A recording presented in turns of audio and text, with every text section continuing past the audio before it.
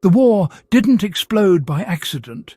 It was planned in silence, sharpened in secret, and fueled by obsession.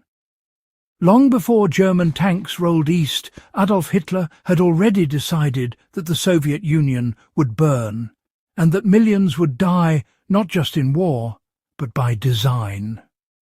This is the story of how Hitler prepared for both conquest and genocide, and why the invasion of the Soviet Union became the most brutal chapter of World War II.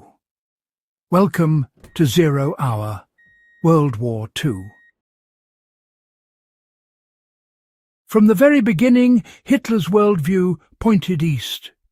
He believed Germany's future depended on expansion, and not just any expansion, but racial conquest. The Soviet Union was seen as a double enemy, a land rich in resources and space, and a state ruled by what Nazi ideology labelled as racial and political enemies. This wasn't standard military rivalry. This was a war of annihilation already written in Hitler's mind. By the late 1930s, Hitler was openly speaking to his inner circle about destroying the Soviet state. He framed the coming conflict as inevitable. Germany, he argued, must either dominate or collapse.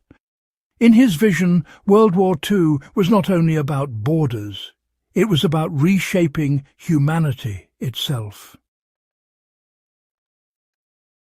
In 1939, Hitler shocked the world by signing a non-aggression pact with the Soviet Union. On the surface, it looked like peace. Behind the scenes, it was pure strategy. The pact bought Germany time to crush Western Europe, time to rearm, time to prepare the greatest land invasion in history. While Germany fought in the West, military planners were already, sketching maps of the East. Railways were studied, supply lines calculated. Entire armies were reorganized for a future clash that Hitler considered, unavoidable. By 1940, after the fall of France, his focus snapped fully toward the Soviet Union. This was not a defensive move. It was a countdown. The invasion plan was massive. Over 3 million German soldiers would be sent into Soviet territory, supported by hundreds of thousands of vehicles, thousands of aircraft, and entire Allied armies. But what made this campaign different was not just its size. It was the intent behind it. Hitler made it clear. This war would not follow normal rules. The Soviet Union was to be destroyed as a state, its leadership eliminated, its population reduced. Soldiers were told they were not fighting equals. They were fighting an enemy meant to be erased. Orders issued before the invasion stripped Soviet prisoners of basic rights. Political officers were marked for immediate execution. Civilian suffering was not an accident. It was expected. At the same time, military plans were finalized, darker preparations unfolded. Special units were formed to follow the army into Soviet territory. Their mission was not combat. It was mass murder. These units were tasked with eliminating entire groups seen as enemies of the Nazi vision. Men, women, and children were targeted simply for who they were. This was not chaos. This was policy. Detailed instructions were issued, reports were filed, numbers were counted. By the time the invasion began in June 1941, genocide was already built into the campaign. The war in the East was designed to feed both the battlefield and the killing fields. Food became another tool of destruction.